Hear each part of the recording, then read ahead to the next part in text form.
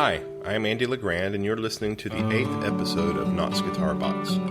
Today's episode features Lawrence Long. Most of us call him Larry. Larry is a prolific composer, an energetic and skilled educator, and an excellent musician and guitarist. He's also the founder of the nonprofit organization Knoxville Classical Guitar. Last November, Knoxville Classical Guitar began a fundraiser which will allow us to share recordings of Larry's music performed by participants across the United States. But first, I'd like to share a little bit about Larry. I moved to Knoxville, Tennessee 12 years ago with the intent to get involved with the music scene. I desired to begin a music education studio, perform, and compose in this community. It didn't take long for me to know who I needed to speak to about the classical and fingerstyle guitar scene in this town. I remember meeting Larry for the first time at Buddy's Barbecue on Kingston Pike near his studio and a local retail store called Pick and Grin. He was a pleasure from the moment I shook his hand. During our 20-minute lunch, he introduced me to a local Celtic harpist and the nonprofit organization Knoxville Classical Guitar. We discussed concert artists and education. He suggested contacts for gigs, and we dove deeply into my favorite musical subject, composition. After knowing Larry for 12 years, I can confidently say that I know no other musician with his passion for the guitar, music, performance, and education. I've watched his students become successful musicians, go to fine arts colleges, and move on to be accepted into the studios of the masters of the guitar. I've had the privilege of working with Larry as he's composed. We've shared live concert experiences and have had many conversations in the vein of his passions. Our passions. Larry retired from teaching 2 years ago. I had the pleasure of visiting with him in his home to record this interview last November. Knoxville Classical Guitar's 50th anniversary fundraiser ended February 28th of this year. We have awarded a Francisco Navarro guitar to Mateo Snyder of Austin, Texas. Congratulations, Mateo. And thank you to his family and instructor, Jeffrey Freitas, for working with him and participating in our fundraiser. Thank you to all who participated in our fundraiser. Now on to the interview. Yeah. And Bob Moore is a great player, and he's passed away now. And this Jennifer McNeil. Did I tell you about Jennifer? Really good. She studied with me and started at 12 years old. And about a year later, the way she was playing, I said, Jennifer, I can get you in any school you wanted if you keep playing like that. She said, great. I didn't. Now she's got her doctorate, and she's graduated from Vanderbilt. Then she went to Boston and got a degree there. And so she's doing really good. She now lives in Germany with her boyfriend, who's also a classic guitarist. This is Anna Vidovich. And here's a symphony I was in. And this is another good picture of Segovia. And I'm the third out of 6 bass players. This is one of my students studied bass guitar with me.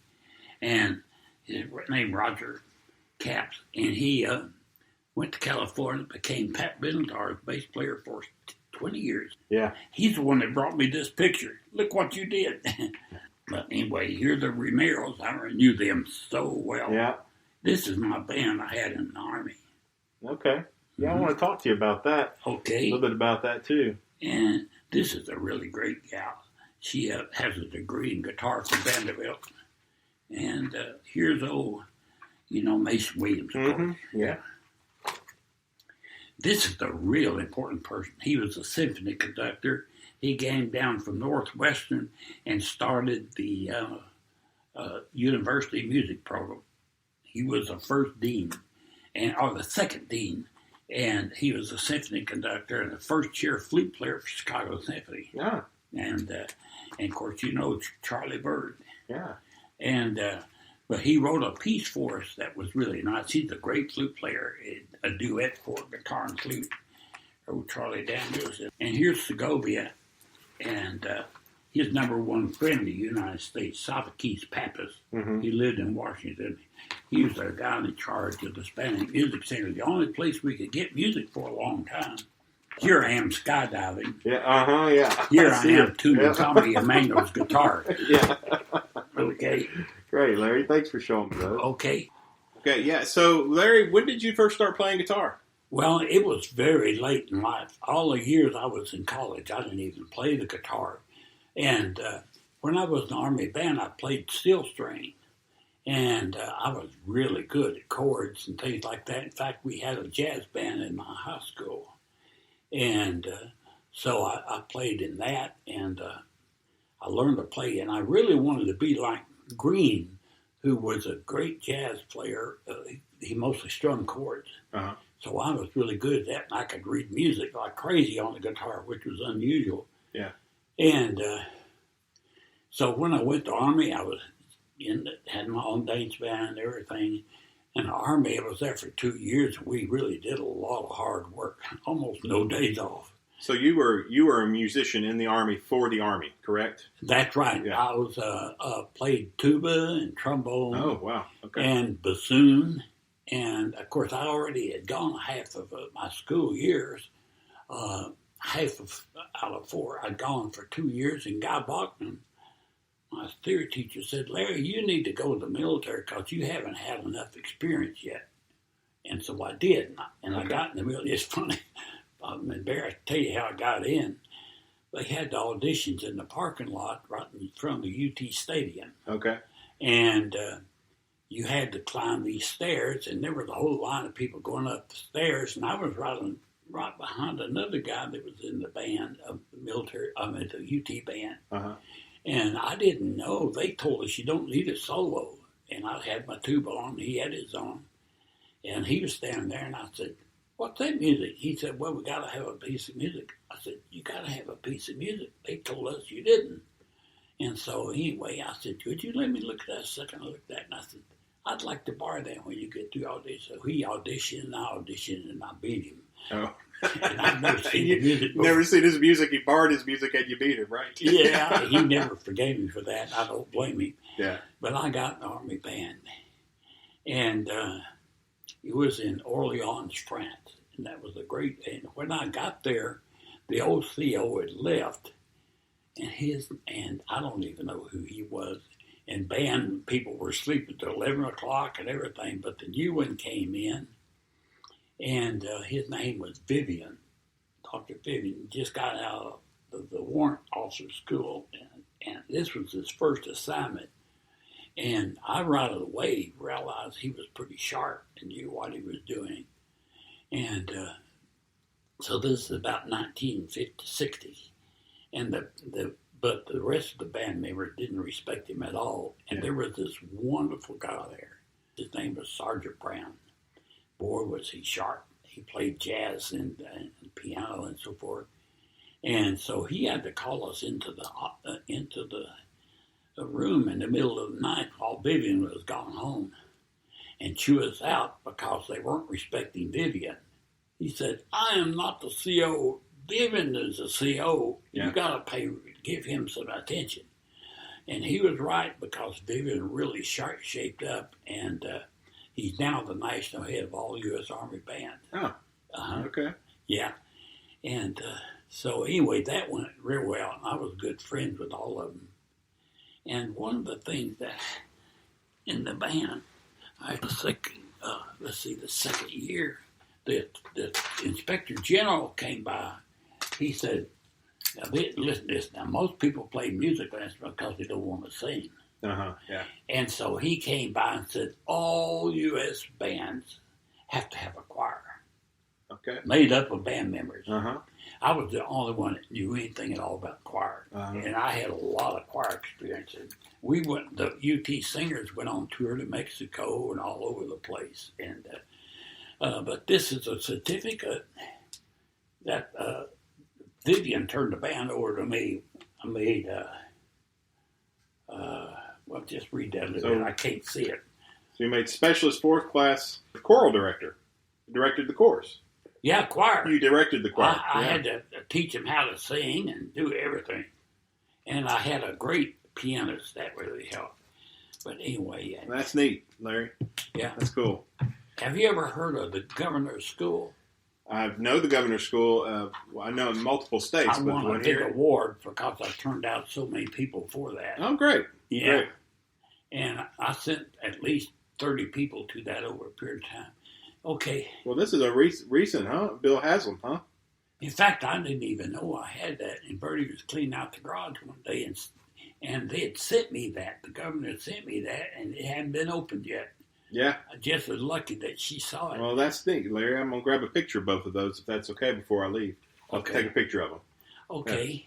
Yeah. And when you left the military, you came back to Knoxville, right? that's right. And anyway, so I came back to Knoxville, picked up my third year at UT,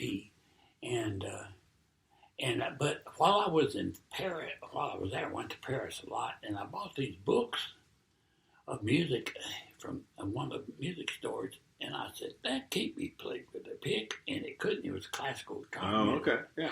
I decided I need to look into that, so I knew that where Hughley's was, down on Henley Street, and so I went down there, and there was a brochure. It said, "At last the guitar is taking over the horse," by Steve Ivan Miracle. So the name of that place was Huey's or Hewley's? Hughley's Music Hewley's Music Store. Okay, It was on Henley Street at that time. Okay, all right.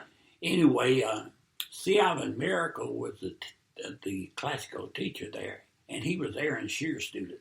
Okay. I mean, he knew Shear so well. In fact, he's been down here quite a few times. He's passed away now, but Mr. Shear has also been here a whole week with me. Oh. And anyway, so I called Ivan that day, and it was a Wednesday. And so we agreed on music lessons at 11 o'clock every Wednesday evening. Okay. And we For did. you, he was going to teach you. He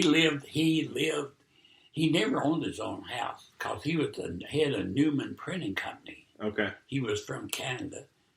But he also taught Russian choir, but classic guitar. And he was a disciple of Shear's and introduced me to Shear's method. Boy, what a lucky break.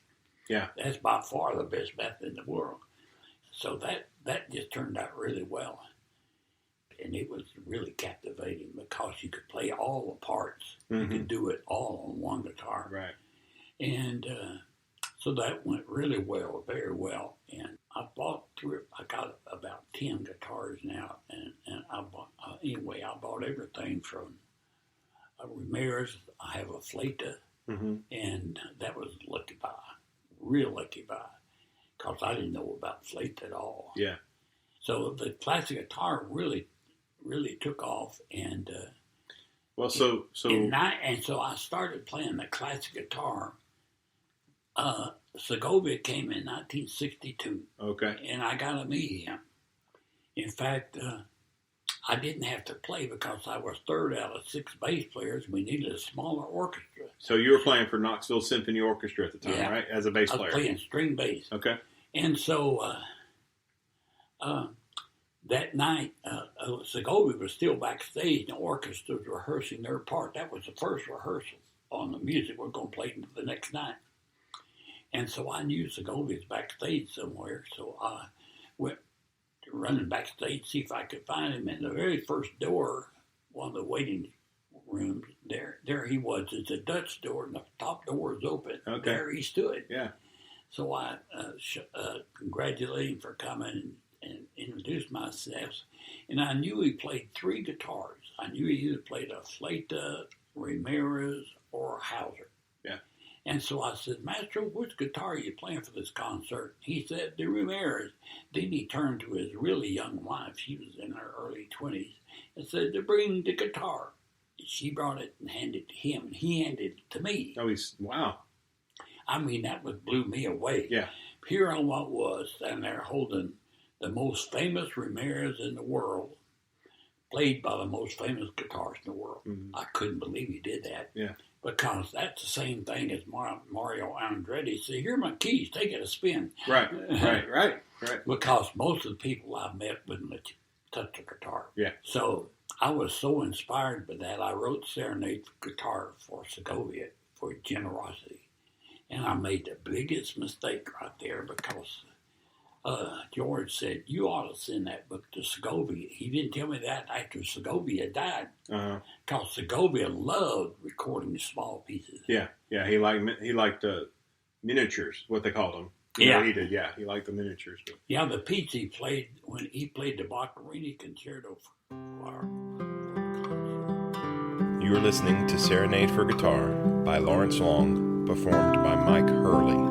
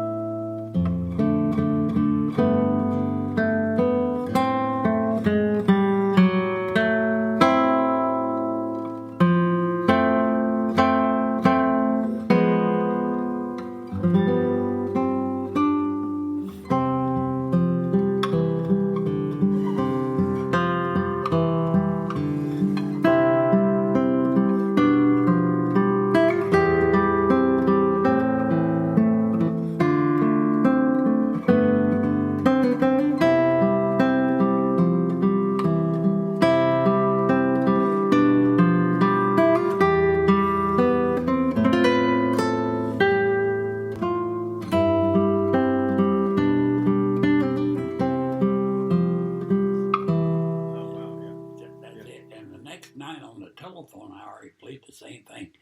But my first lesson was the night after the concert. Your first lesson with the instructor at Hooley's. Yeah, that's right. My first lesson was on Wednesday night, the day after Segovia's concert. Uh-huh. Yeah. And that went really well. So Ivan and I became good friends. So now wait just a minute, because you were talking about you're writing this piece for Segovia and you're starting your lessons. And I know you have some experience from writing music before guitar. Not much, no. Okay. I read. So when did you write Serenade for Guitar? It was after that, probably about close to 1980. I don't even remember. Okay, so 15, 16 years after that, somewhere in there. Yeah. Somewhere, okay. Right, yeah. Okay. And it was wrote that in my studio, and it was the most inspired piece there. It just wrote itself. This came out? Yeah. Except for one measure I made changes on later on, but that just fell into place, and I've got more recordings of people all over the world playing that. Well, it's a beautiful piece. And a lot of people don't probably think I just wrote that to get attention for Segovia, but that wasn't what it was at all. Yeah, right. And he was so nice. And I was so naive at that time, I didn't even realize the symphony was having a reception for these famous people. Oh. I didn't even know there was a reception. So you didn't go?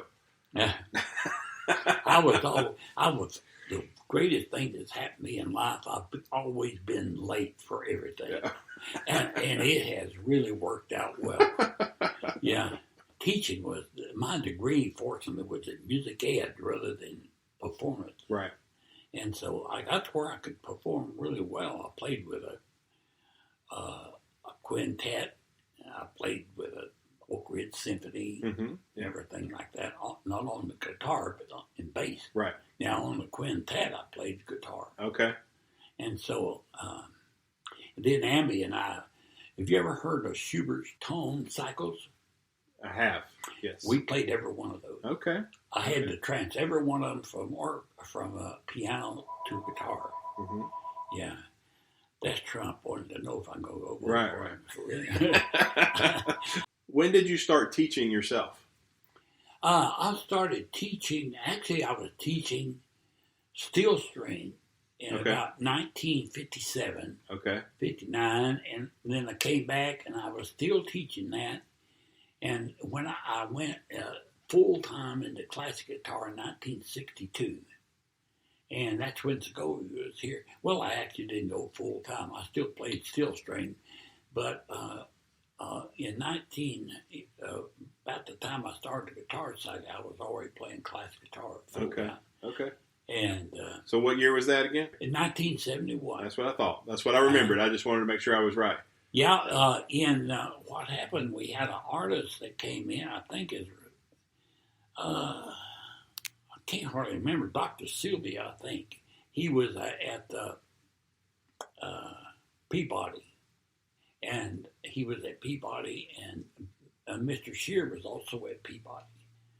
And so he came in to play for us. That night, Jane Buchanan was a student of mine. Okay. Really sharp lady. Did a lot of history projects for the state, for Knoxville. But she said, we ought to start a guitar society. And I said, that's a good idea. And so we did. And for years it was called the Knoxville Oak Ridge Classical Guitar Society. Right. Because nobody knew where Knoxville was. Everybody knew where Oak Ridge was. Right, because of the news, right? Yeah, everybody knew where Oak Ridge was. And that really helped. And the crowds were always, we sold out so many times. Yeah. For 31 years, we had a picture in the paper with an article about that concert. Yeah. 31 years. Only one time did that not get put in the paper. Wow. That was Wayne Bledsoe.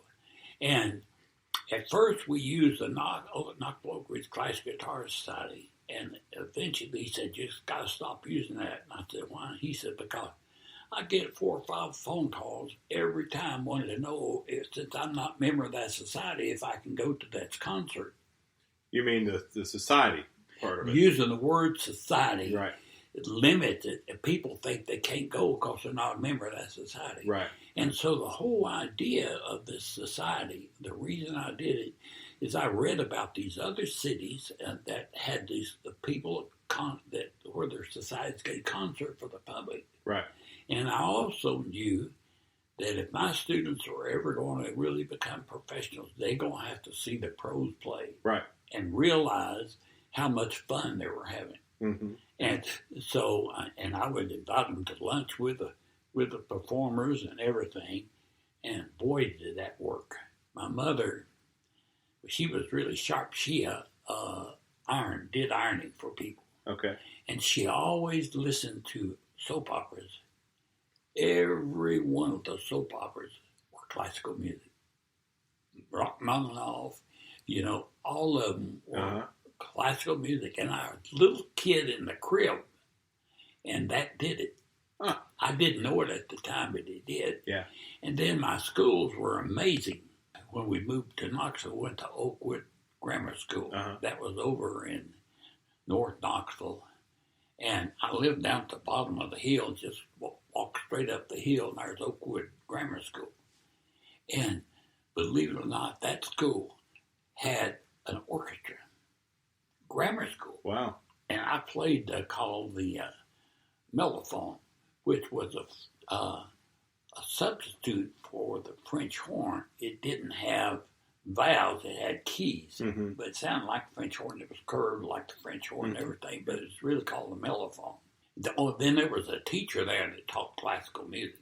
And so we go up to her room. I never will forget that. She'd put these great records on. This really good. And everybody in that class was they just couldn't sit still when they heard classical music. And that was so much fun. Then I went to grammar school, junior high school, and I played tuba. I never played tuba before. Then when I got into high school, they also had an orchestra. And I learned to play the string bass in that orchestra. They had an orchestra, and I was in the choir.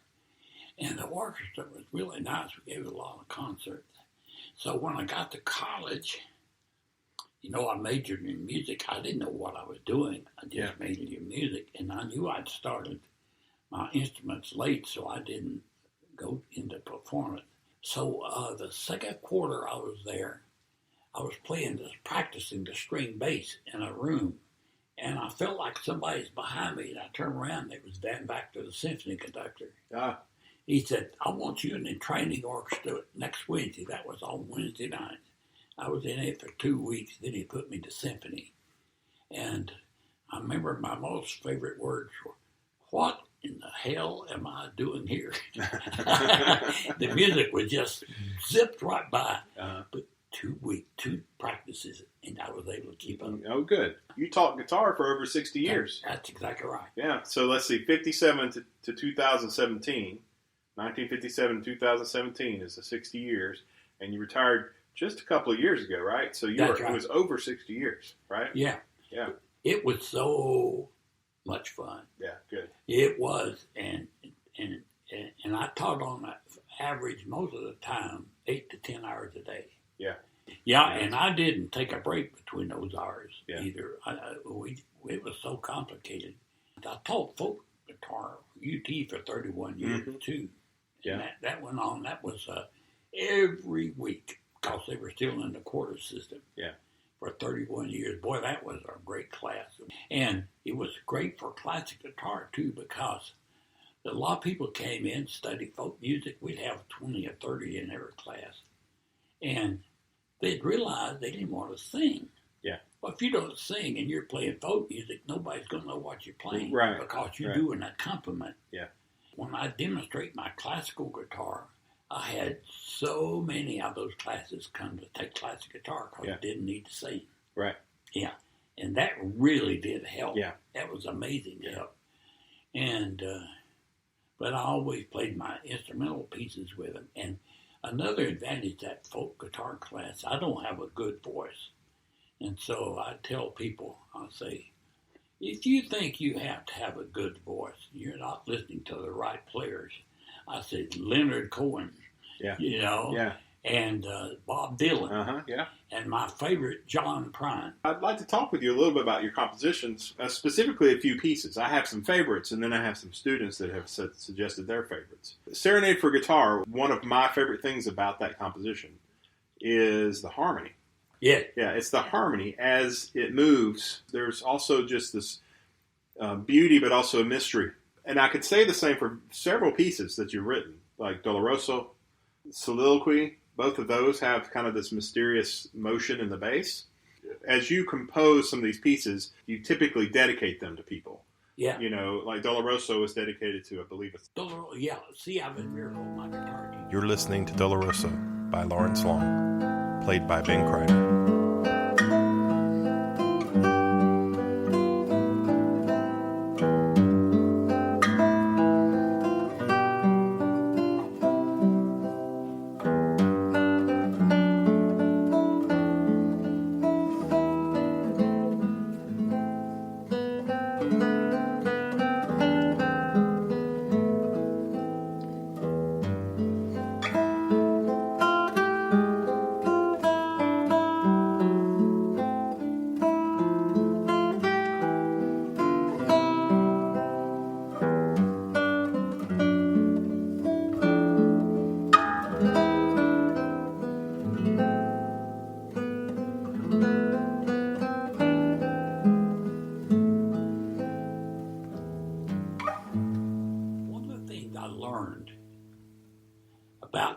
I took a course composition in UT. Okay, yeah. Yeah, and I got to even take my pieces I was writing to Van Baxter in the head office. He'd look at them for me. Oh, wow. Yeah, and he's one of the ones that suggested I learn to go to fingerstyle.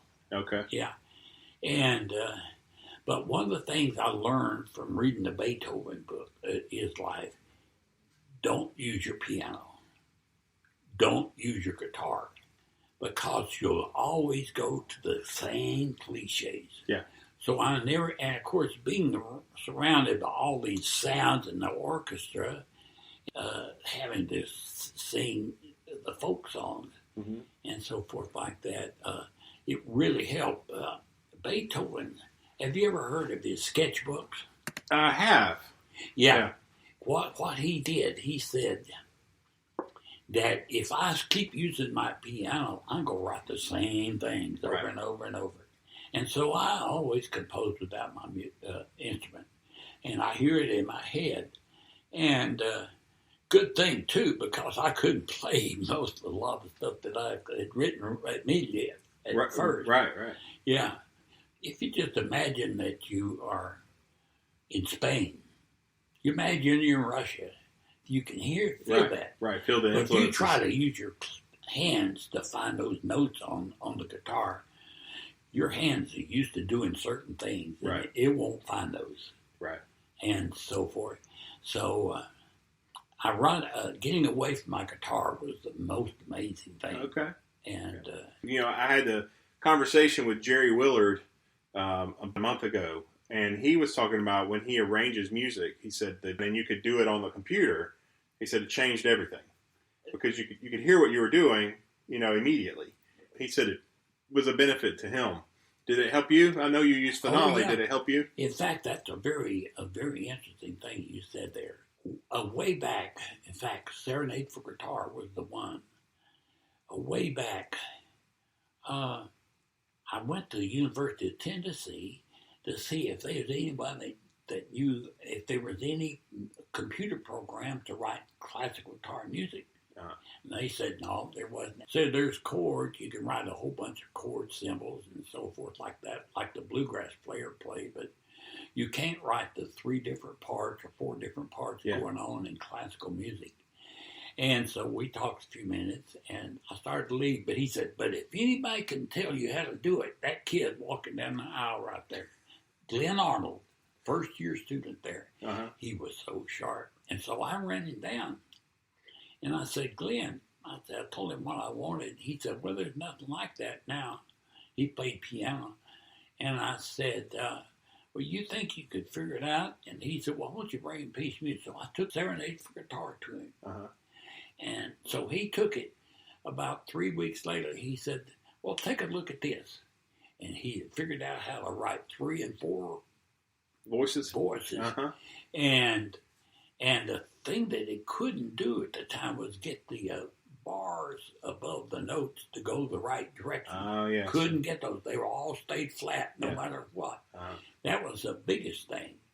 And so that really changed everything. I'll show you that. You can see the difference. Yeah. And I've got a copy of that very first one that he did.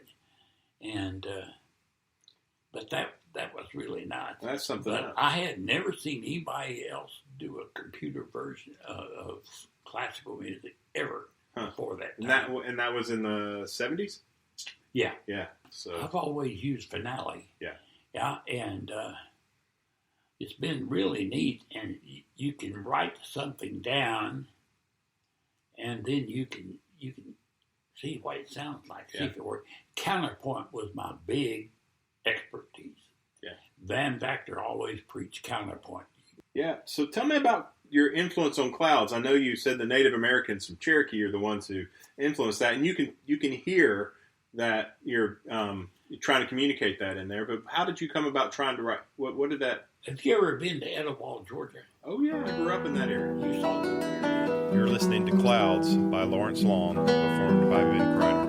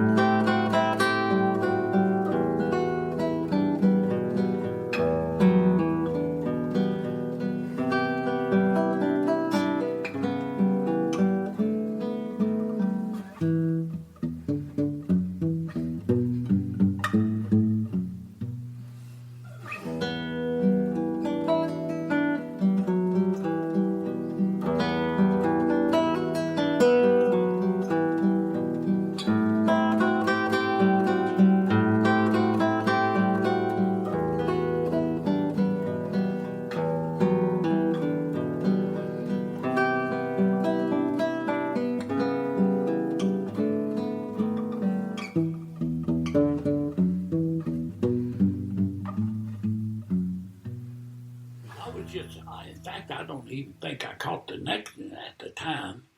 And when I got finished with it, I realized that's a song about those pyramids. Okay, yeah. About the Native Americans. Cause yeah. Yeah. I mean, you can't get closer than that. And Larry, it's interesting you mentioned that. That's my hometown is in that area. Oh, really? Yeah. When I was in elementary school, we would take field trips to the burial mounds there, and then as I got older, I would fish a creek called Pumpkin Vine Creek that emptied into the Etowah River, and we would float right by those mounds in that. Well, I didn't even know there was a river there until I got Google Earth. Oh, when you saw it? Yeah. I did not know that. That was a major thing that they had going there. You know it? Yeah, I probably have been floated by there or been there combined at least 50, 60 times. That's good. Yeah. Well, Larry, when there's a piece that I've had several students play called Aurora Borealis. Oh yeah, I see that as I can see the lights coming on. If there were music to those lights, it'd be thunder. Right. Yeah. And do you like that introduction on that? It's a good piece. I'm glad you like that. And with the tab, for most students, it's very accessible. It's a good piece for them to play. It's a great recital piece. I think that, it's a longer work as well. So while it's accessible for students, it's also longer, so it stretches their focus. Yeah. Which is really, really cool. You're listening to Aurora Borealis by Lawrence Long, performed by Ben Kreider.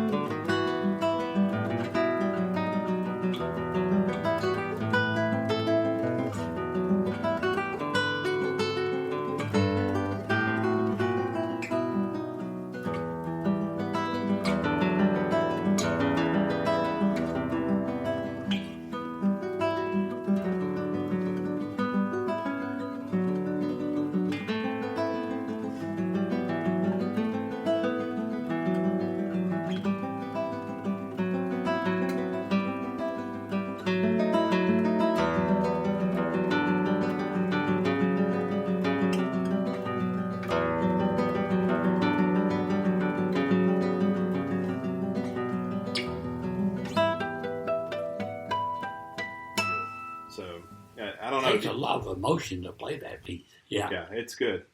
Did you have an inspiration for Aurora Borealis, or were you just envisioning the lights? I really saw that as a noisy thing. Yeah. Yeah, and even though it's not, it's just all light. Yeah. And, but I'd never seen a piece named that I thought really did it justice. Yeah. On a solo guitar. Yeah. Well, and so then there's my favorite piece of yours. La Fall de Volante. Yeah. I wrote that for Cuban guitarist Heidi Casado. Okay.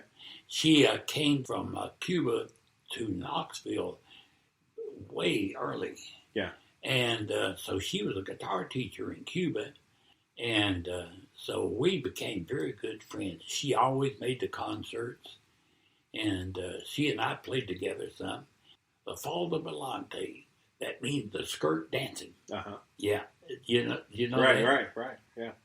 And she was a classical dancer in Cuba. Of your pieces, that is absolutely my favorite. Well, it's really rhythmic. Yeah. But dee da da da boom boom. You're listening to La Falda Ballante by Lawrence Long, performed by Mike Hurley.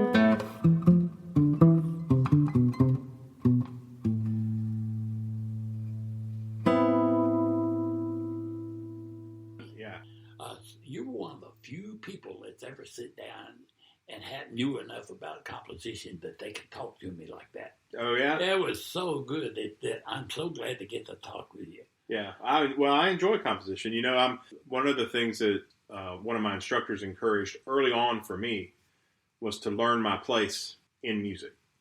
And, when I was young, I wanted to be a rock star. When I got into my 20s, I kind of got lost in all of it. And then when I went to school for guitar and business, I had other things that were before me that I'd not experienced before. And I realized my major place in music is to write music, is to compose. That's really how I relate to music. And then teaching allows me to do that. Performance allows me to do that. It's all just part of it, And so it's really where I like to be. Is in my head, receiving and writing, One of the things that music does for anyone is continually give. In a way, when I play your music, even though I'm a teacher, and even though, I've been schooled in music, I'm still learning. But from your perspective. Well, we all still learn. Right. So your books that are out, your stuff that's available to download on Flip Merrill Music, if people grab a hold of those, you're teaching them.